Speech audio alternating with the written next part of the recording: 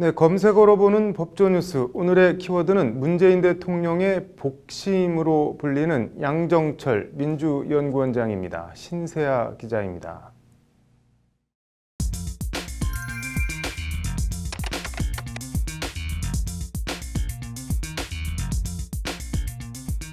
오늘 오전 포털 사이트를 뜨겁게 달군 뉴스 검색어 1위는 양정철이었습니다. 더불어민주당 싱크탱크인 민주연구원장인 그 양정철입니다. 관련 검색어엔 민주연구원, 양정철 보고서 이런 단어들이 뜹니다. 민주연구원에서 작성한 일종의 대외비 보고서가 외부에 유출되며 사단이 난 겁니다. 보고서 제목은 한일 갈등에 관한 여론 동향.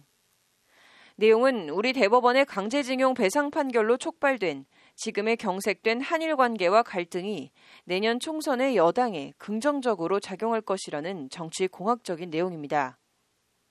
현재 청와대나 우리 정부의 이른바 원칙적 대응에 대한 지지와 선호 여론을 감안하면 어떻게 보면 강경한과 동의어인 현재의 원칙적 대일 기조를 유지하는 게 총선에 도움이 될 거라는 분석입니다.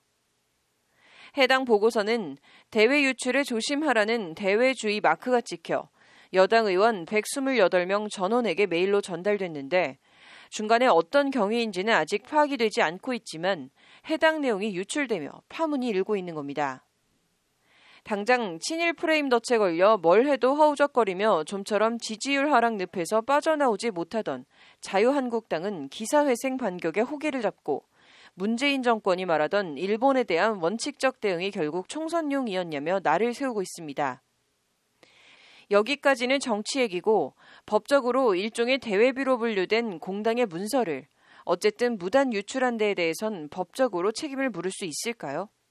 그럴 수 없다는 게 법조계의 대체적인 견해입니다. 일단 해당 보고서가 집권 여당인 민주당 싱크탱크 보고서이긴 하지만 국가 공문서도 아니고 국가기관에 의해 기밀문서로 지정된 문서는 더더욱 아니어서 공문서나 기밀 유출 혐의로 처벌할 수는 애초 없습니다. 형법 제316조에 규정된 비밀 침해죄 처벌도 어렵다는 게 중론입니다.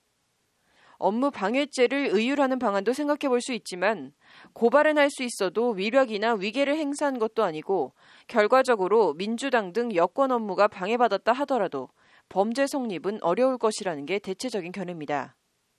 결론적으로 보고서 유출에 대해 법적인 책임을 묻긴 어렵지만 거꾸로 보고서를 작성한 민주연구원 측은 법적인 책임을 부담해야 할 가능성이 있습니다. 해당 보고서에서 인용한 여론조사 결과가 한 여론조사 기관의 비공개 조사 결과를 무단으로 이용했다는 의혹이 제기되고 있기 때문입니다.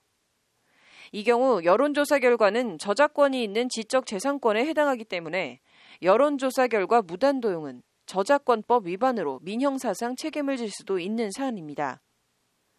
법적인 문제는 그렇고 문재인 대통령의 복심이자 책사로 불리며 대선 1등 공신으로 꼽히는 양정철 민주연구원장. 총선에서 일정한 역할을 하기 위해 민주연구원장으로 간 건 사실 공공연한 비밀도 아닌 비밀입니다. 그런 차원에서 100번을 양보해 당 싱크탱크 원장으로서 정치공학적 보고서를 작성할 수는 있습니다. 하지만 그게 유출됐으니 결과적으로 이제 청와대나 여권에서 일본에 대한 원칙적 대응을 강조해도 총선용이라는 색안경을 끼고 바라보게 될 빌미를 준 양정철 원장. 지금 무슨 생각을 하고 있을지 궁금합니다. 지금까지 검색어로 보는 법조뉴스 신세아였습니다.